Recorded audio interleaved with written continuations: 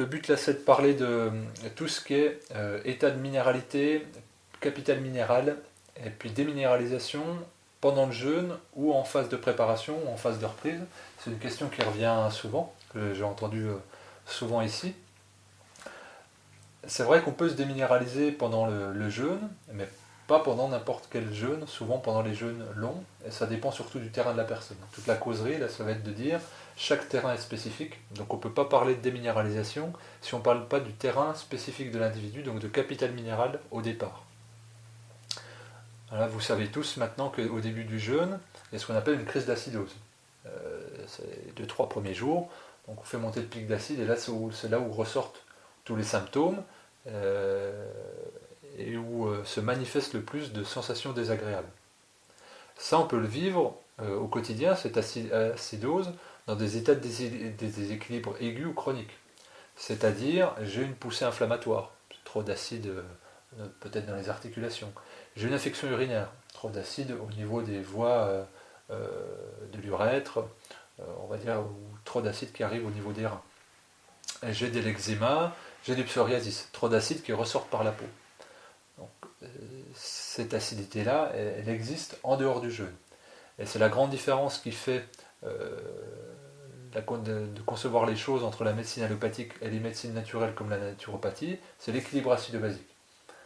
Donc l'équilibre des systèmes tampons, notamment au niveau du pH sanguin. C'est-à-dire que, je l'ai déjà répété plusieurs fois, puis on fait une conférence spécifique de 2 heures là-dessus, c'est chaque individu a un équilibre homéostatique dans la gestion de ses acides, de ses ressources acides et alcalines.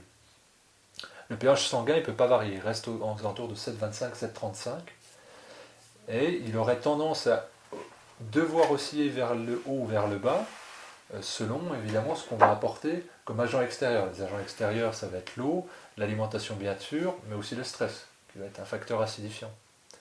Et donc ce qui fait qu'on ne peut pas baisser ce pH, parce que sinon on tombe en coma, ce sont des mécanismes tampons.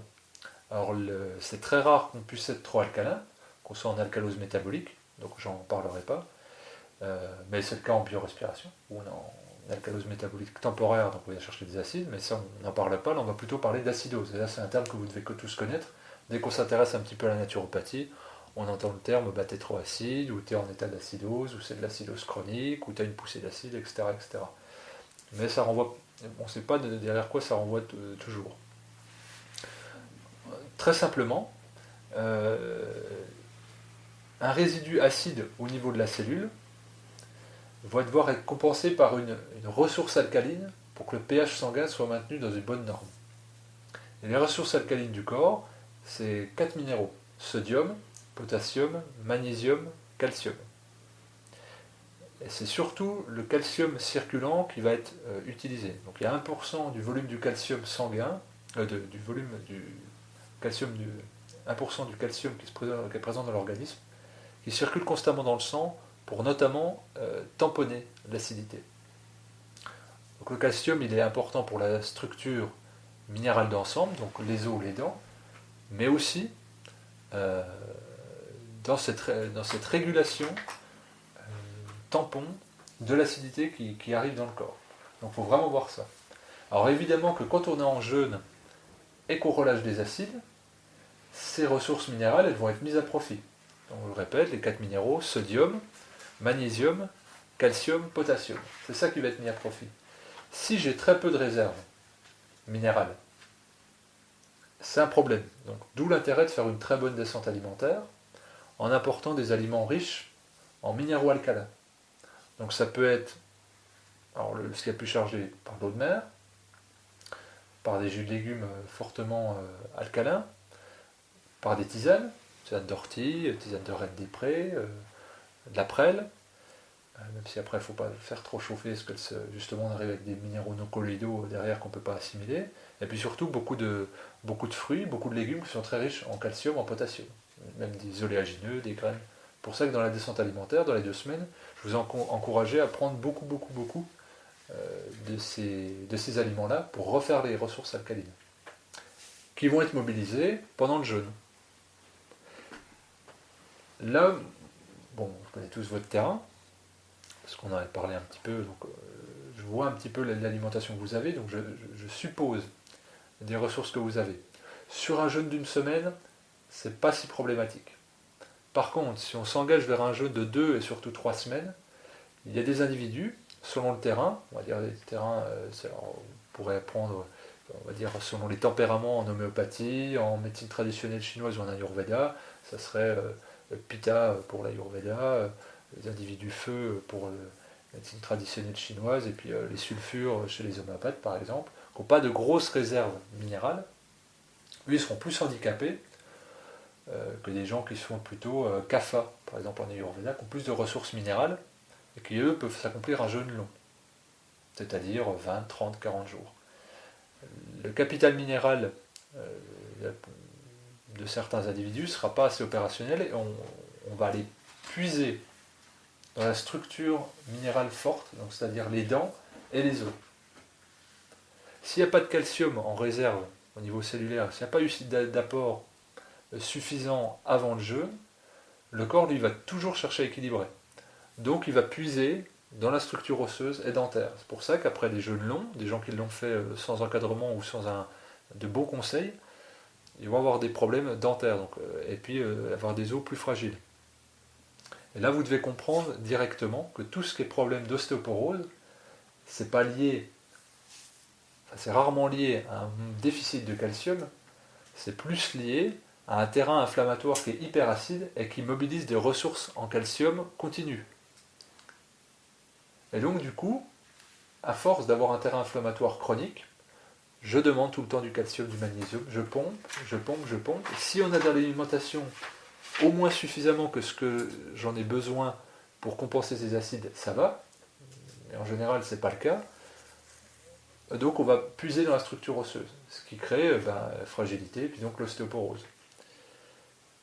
Et la plupart des maladies inflammatoires pompent les réserves en minéraux. Alors on pense que c'est une maladie due à la vieillesse, l'ostéoporose. En fait, c'est des maladies qui sont souvent 20-30 ans inférieures aux manifestations physiques, parce que la déperdition a déjà commencé à ce moment-là. Et la grande erreur qu'on fait, au moins en Occident, c'est de dire, d'accord, le calcium est important pour la structure osseuse, où est-ce qu'il y a le plus de calcium? Dans les produits laitiers. Les produits laitiers, au mieux, vous assimilez 30% du calcium, au mieux du mieux. C'est-à-dire si c'est pas pasteurisé, etc., etc. Sauf que c'est un produit qui est non physiologique, donc acidifiant. Donc en gros, le calcium que vous allez prendre par les produits laitiers, il va servir surtout à tamponner en partie l'acidité qu'il amène. Donc c'est comme si c'était neutre. Mais si on compte que sur cette ressource alimentaire pour ramener du calcium, eh ben en fait on sera en dette de calcium, donc on va se déminéraliser. Et c'est pour ça qu'on constate les cas d'ostéoporose chez les grands buveurs, les grands consommateurs de produits laitiers. Pour cette raison simple là, c'est que généralement on dit j'ai le calcium là-dedans, c'est ok. Par contre si on consomme des végétaux, là le calcium il est assimilable entre 70 et 75%, donc au moins 2 fois et demi plus. Et il y a cet effet alcalinisant en plus, il y a un ensemble de minéraux alcalins, et on n'aura pas cette acidité-là. Donc on a 3-4 fois plus, 5 fois plus de bénéfices à consommer du calcium sous forme de végétaux plutôt que sous forme de produits laitiers. Et là, ça se traduit directement pendant le jeûne. Si on a compté sur ces réserves alcalines qu'on a construites avec une alimentation riche en végétaux, frais, on aura toutes les chances d'avoir une bonne réserve alcaline. Si pendant le jeûne, si jamais on sent qu'on a et là c'est plutôt la personne qui encadre, ou alors si on se connaît assez bien, si on sait qu'on n'a pas des grosses ressources minérales, et ben c'est de prendre des petits jus de légumes, de l'eau de mer ou des tisanes chargées en éléments minéraux comme de l'ortie. Et c'est pour ça que moi quand j'encadre, je dis à telle personne, va plutôt sur les tisanes, même si elle voudrait jeûner à l'eau, moi je pense que ça ne sera pas profitable à long terme. Parce que tu vas puiser dans ta structure osseuse et puis après tu vas le regretter. Et des personnes qui jeûnent beaucoup, du coup mentalement, sans s'écouter, après plusieurs jeûnes, se retrouvent avec les dents effritées, parce que tous régénèrent sauf les dents, j'ai envie de dire.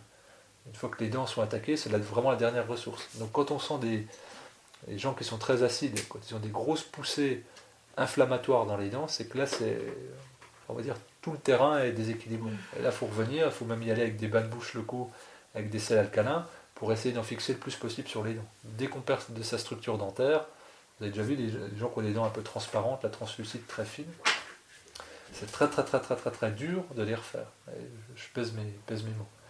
Donc cet état de minéralité il dépend du capital minéral et des ressources minérales qu'on va avoir. Et c'est pour ça qu'aussi en phase de reprise de jeûne, il est essentiel d'aller directement vers des éléments riches en minéraux alcalins, donc je les répète, sodium, calcium, potassium, magnésium. Et quand je vous avais parlé de la descente alimentaire, dans les mails que vous avez reçus, j'avais évoqué aussi l'eau de mer. L'eau de mer en isotonique, là, de Quinton. Voilà. Mais quand on habite au bord de la mer, ces minéraux alcalins, on va les puiser par capillarité aussi. Donc on peut aussi faire ces ressources alcalines en dehors de l'alimentation, en se baignant dans l'eau de mer quotidiennement. Ça va passer par la muqueuse de la peau et ça va bénéficier à notre corps. Donc on peut faire des bains alcalins aussi, avec des citrates, citrate de magnésium, bicarbonate de soude, etc. Donc là, pour venir tamponner l'acidité dans le corps. Ça peut se faire aussi pendant il y a des centres de jeûne qui font ça. Je trouve que c'est des choses qui sont bien. Pour des gens qui sont très acides, mais qui devraient jeûner pour des problèmes de santé, et qui théoriquement, ça les mettrait en difficulté, ben, au moins ils puisent par la peau, par tous les 2 mètres carrés que constitue la peau, des substances alcalines, sans passer par la sphère digestive. Quant au fait de pouvoir se déminéraliser pendant un jeûne, alors sur un jeûne d'une semaine, là c'est ça qui nous concerne, c'est très difficile que ce soit le cas. Il faudrait vraiment, par exemple, avoir un terrain déséquilibré en minéraux, faire une mauvaise descente alimentaire, faire beaucoup d'activités pendant le jeûne et avoir beaucoup de stress. Voilà, c'est-à-dire s'oxyder.